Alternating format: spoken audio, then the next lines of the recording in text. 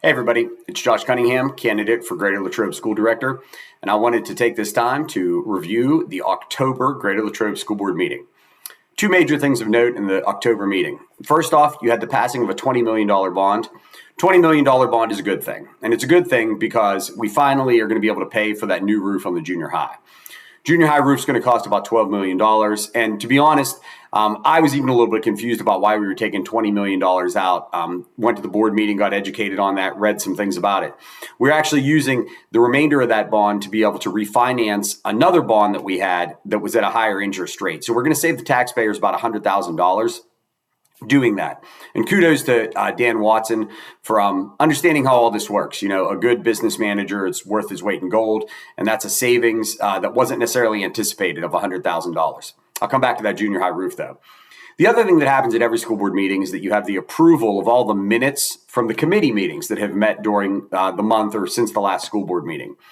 We had a Buildings and Grounds Committee meeting, and it was the first time that we saw in writing that in the summer, there had been a mold issue discovered in the high school now. This is a new mold issue, mold found in a room that had been closed up. So obviously it's a major problem. And this is a continuation of a problem. In fact, if you've watched these videos, you probably think to yourself, man, Josh, every month you talk about this roof. Every month you talk about these problems. It's because they're not going away. We've now solved the roof problem. The roof is being put on. That doesn't mean we didn't have a leak this month, which we did. But we haven't paid for the HVAC system. The HVAC system is past its useful life. The HVAC system can no longer be repaired by our excellent maintenance staff. It is past the ability to continue to be repaired. Yet, we don't have a plan for how we're going to replace it. And that's just in one school. That's just one building. We're not talking about Mountain View. We're not talking about Bagley. These are buildings that have not been touched in years.